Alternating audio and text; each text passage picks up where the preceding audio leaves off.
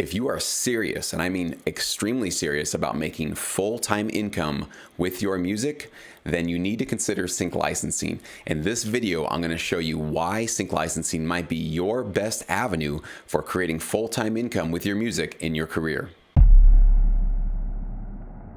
My name is Jesse, and I've been running this channel for the last 6 years, but more importantly, I've been creating full-time income with my music through TV film sync licensing for the last 14 years. So it's been my life. I've been living and breathing this stuff for over a decade. So it's the one thing that I can claim on this earth I've got some expertise in. And so I want to walk you through the 5 reasons why sync licensing might be something you should seriously consider for your career moving forward. And of course, number 1 is going to be it's an extremely accessible industry to get started in.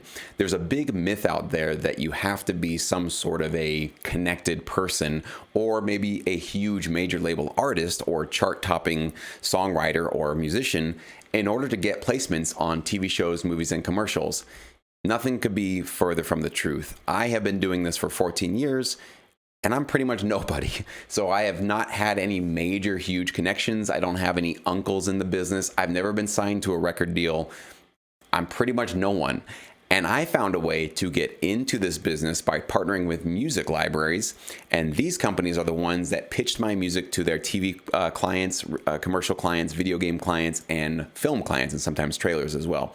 So you do not need to be connected. You do not have, any sort of people that you know in this business to get started. In fact, these music libraries, which I'll talk to you about here in a little bit, are sitting there with their doors wide open. In fact, they want musicians and producers like you that have high quality music to supply them so that they can keep themselves relevant with their clients who are making these TV shows, okay?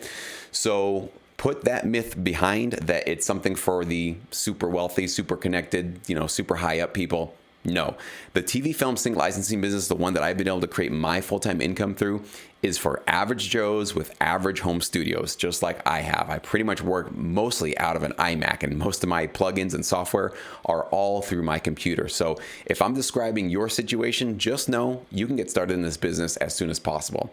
Number 2, this business can be very, very lucrative, okay? There are essentially 3 main types of income that you can earn in sync licensing. Number 1 are called consideration fees. Now, there's different terms for it, but consideration fees is the biggest term, the most commonly used term I've seen in this business. These are basically one-time fees that a library can pay you for representing your music and licensing it out to their clients, okay? This can range on the small side from $50 per track, but I've seen up to $1,500 per track accepted by these libraries, okay? And you can submit up to 10, even 20 tracks per month with these libraries. Of course, everyone's gonna have a different arrangement and a different fee that they offer, but that's just the small upfront money that you can see very quickly in this business when you start working with one of these music libraries. Secondly, you can earn sync fees. Sync fees are these much bigger fees that you can earn that happen and get paid out when you get a track placed into particular opportunities that have money attached to them. Okay, so common examples would be commercials, video games, promos, advertisements, that kind of a thing. And these can range from the low side of in the thousands to well over $50,000 or $100,000, depending on the size and the scope of the project that you get a placement through. And yes, you would be getting these through the libraries that you partnered with, okay? But the best part of this business that I haven't even mentioned yet is your performance royalties, okay? So these are the ones you're gonna earn every single quarter. They're gonna get either mailed out to you right to your inbox, or you'll get direct deposit like I've been doing for many years. I highly recommend it that way. And every quarter you get royalties for the TV shows that you had your music placed in.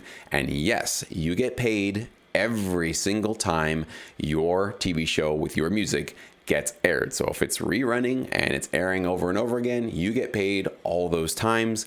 Also, if that TV show happens to get picked up and go into syndication or go into other countries, you're getting paid for all those as well. So your royalties are actually the passive income side of this business that can last you for years and years and possibly decades and decades. It's certainly been showing that for me, and proof that the music that I produced well over 10 years ago still earns me new money today. So that's the power of sync licensing.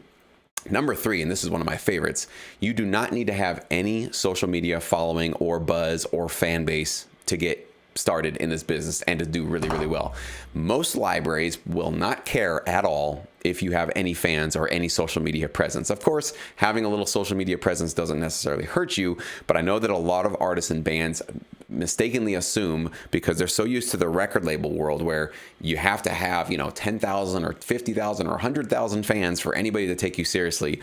Libraries are really only caring about one thing and one thing only, and that is quality of your music, which is kind of what we want, right? We want people to judge us and to accept us based on, is our music hot? Is our music licensable? Does our music really serve their needs for what they're working on with their clients?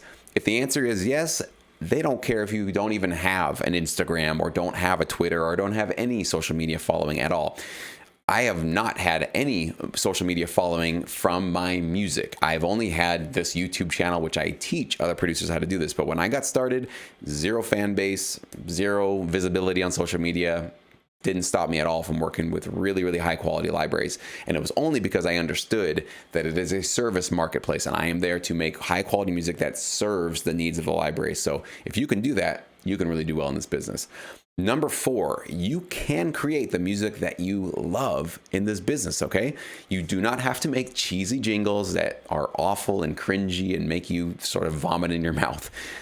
Do you produce rock, hip hop, EDM, orchestral, trailer music, Latin music, trap music, dubstep, basically any marketable music that is ever charted on the Billboard charts can get placed in this business. So if you sort of make something that can fall into a mainstream genre, you can create that style of music, find the right library for you, and do really well, okay? So you do not have to, quote unquote, sell out or start making music that you really don't love just because you want the money. I got started as a sort of rock producer, hip hop rock, but mostly moving into just rock music because that's where my heart was. And that's really all I did for many, many years. As you get into the business, you can branch out and you can start experimenting with different genres. In fact, I highly recommend you do that at some point. But in the beginning, stick with what you're really great at, stick with what you love, and put that music into the right hands, and you can do well, okay? And best of all, number 5, you can do all of this from home, from your home studio. So that means if you're a touring musician, you don't have to be leaving your family and friends in your hometown all the time. You don't have to be worrying about gigging and all the nightmares that go along with working with promoters and moving your equipment all over the place. I've definitely done that in my life and in my career, and I know how much of a hustle that is and how much hard work that is for essentially a one-time payment, and that's it.